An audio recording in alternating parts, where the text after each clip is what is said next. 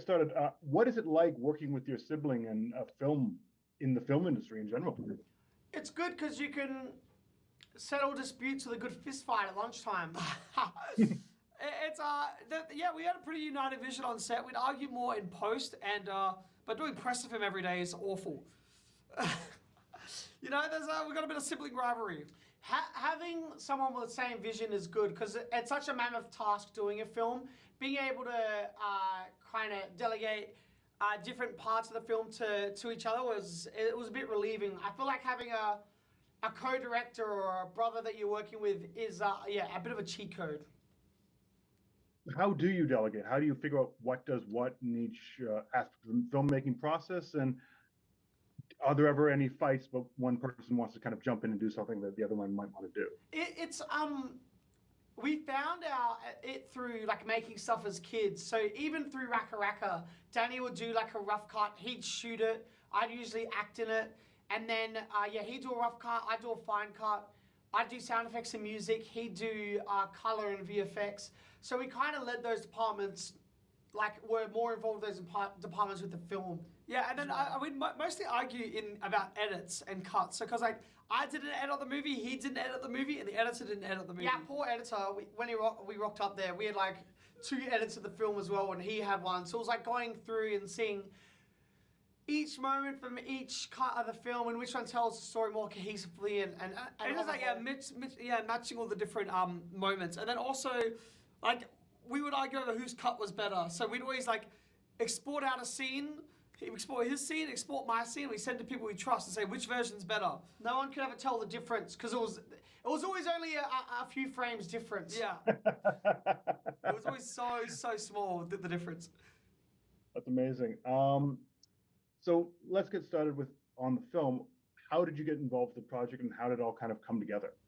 I mean, we just knew that we wanted to step outside of the YouTube stuff. Around 2018, we felt like getting into YouTube was our way of building up to like making a feature film, and we were just ready, and we knew we were. So it was around then that we started really taking writing seriously and approaching producers and doing everything we could to make it happen. It was time. And Talk To was the first script that really gained momentum and felt like it had legs. And it was the first draft came so quickly, and it felt like we'd just been sitting on this for so long. Yeah, I don't know. It felt like it was time. Amazing. Now, the hand iconography in the film quickly becomes kind of a symbol of dread. How long did it take to kind of get that concept in place, and how many revisions to that hand sculpture did you go through in the process? Probably around 20 sculpts, because finding it was difficult. And even we tried different people's hands, and we got there in the end. It didn't rock up till the second it was needed on set on day 3. So we had started shooting the film without our prop. Yeah, and the actual like idea of it came into the second draft of the film. And it was just a physical representation of all the themes that we were talking about already in the draft, and hands and touch was such a motif in the original draft that, we found it in the second draft, and it felt like it'd been there the whole time. Awesome. Now, communicating with the spirits in the film kind of has a very similar feeling to like a film like Trainspotting with drug use. Was that intentional? How did that kind of come to be? And what was your intention with how the feeling of the spirits kind of worked? Well, there was so many things that the hand represented, and it stood for a whole bunch of different things. And one of the things that it did stand for were just vices in general, whether it's alcohols or drugs or sex. Like we wanted this hand to be like a representation of that for some instances. We just knew that for possession that we wanted it to feel modern and real, and that the kids weren't scared by this. They were more intrigued by it and excited about the idea of it. And there's a peer pressure element to there as well.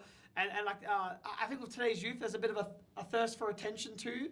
So like these kids are sort of doing this thing for attention as well. That was not just you too. You're a bit of an attention seeker. I would definitely do the hand if it was real. Yes, I would. Yeah. and that for each of those spirits that they were connecting with are drawn to each of those kids' mental headspace and the emotions that they're going through at that time. So like whatever they're feeling while grabbing that hand, they're drawing in a certain spirit. Now, it seemed like there's a lot more lore to the universe you created in the film that was actually shown on screen. Did you have more, or was it just kind of more of a way of alluding and creating kind of a sense for the film?